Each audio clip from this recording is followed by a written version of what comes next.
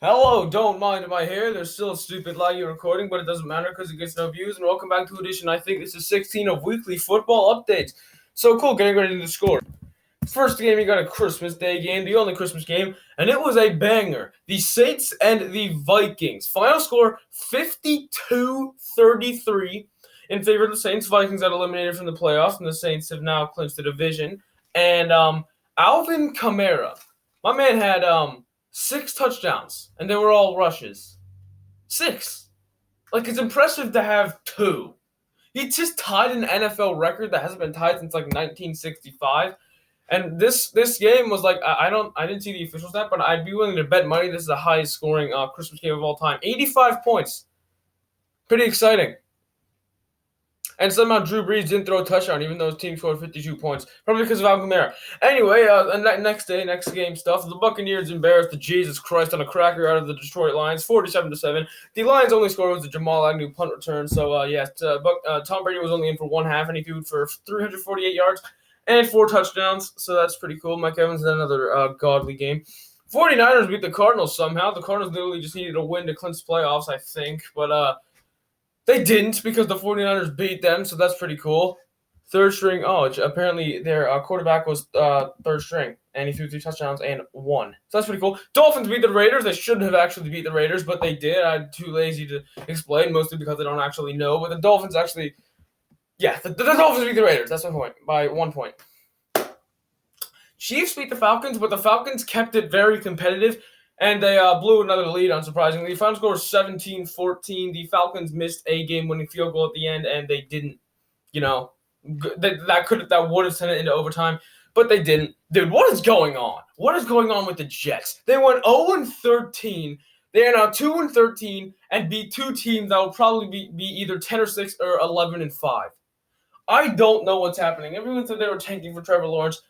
Did they just decide to play good? And now the Jaguars have clinched the number 1 overall pick because they lost. So the Jets beat the Browns. The Browns literally just needed a win to clinch a playoff, I think.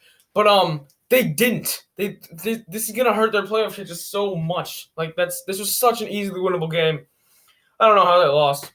Baker Mayfield decided to become Daniel Jones and was a human fumbler machine in this game, by the way. That's pretty cool. Steelers comeback win over the Colts. I did not think the Steelers would win this game because they've been on an extra spicy tank lately. But they did. They came from behind. It was down. I think it was 24-7, and they won 28-24. That's pretty cool. The Jaguars proved that they are an absolutely terrible football team. Lost to the Bears. The Bears by 50 points. It wasn't 50. It was 24. Yeah, 24. Point. Okay, cool. Yeah, so that happened. The Jaguars clinched the number 1 overall pick, as I said before. And the Bears and Cardinals are still racing for the last wild card spot in the NFC, so that's pretty cool. The Ravens beat the Giants, but that wasn't really surprising because that was supposed to happen because the Giants suck. The Giants could literally now get into the playoffs with a 6-10 record. The Bengals and the Texans in the tank bowl of the week. The Bengals came out with a victory, their second straight victory. They are now 4-10-1. And the Texans, who I predicted to go 13-3 before the season started, are now 4-11. And it looks like they're probably going to be 4-12 because they play, I think, the Titans next week. Then they'll lose that. The Chargers beat the Broncos. They were 3-9. They are now they are now 6-9. So that's pretty cool, I guess. Anyway, the Panthers beat the Washington Redskins. Oh, I'm sorry, I mean the football team because they started Dwayne Haskins and they released him after this game. Yes, Dwayne Haskins is finally gone, and Dwayne Haskins played for 3 quarters, and he got 150 something passing yards and 2 picks and no touchdowns. And then some other dude, Taylor Heineke. I have no clue who he is, but he started the season as a 4th string. He started 1 quarter, had a touchdown, which is more than Dwayne Haskins had. He had 0, and almost the amount of passing yards Haskins had.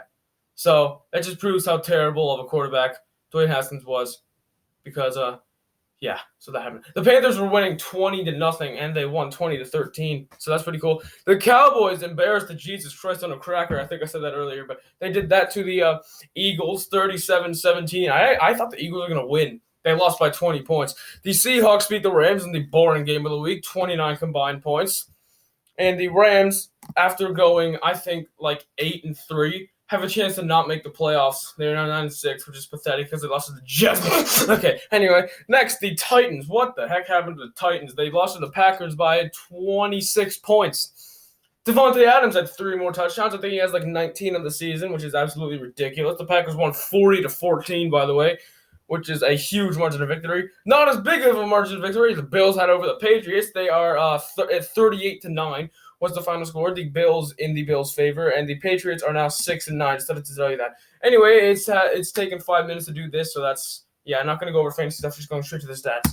As I said, I'm not going to go over fantasy stuff. Probably going to go over that last week, because this video is becoming way too long. But anyway, passing leaders with 1 week left of the season. Passing leaders, Patrick Mahomes has a chance to go over 4,000 because he's like way ahead of the next one. This is Deshaun Watson. Then you got Josh Allen, Matt Ryan, and Tom Brady. Rushing leaders, Derrick Henry is ahead by a very wide margin. Then you got Dalvin Cook and James Robinson and Aaron Jones and David Montgomery, both of which have now, and they're now 5 rushers over 1,000.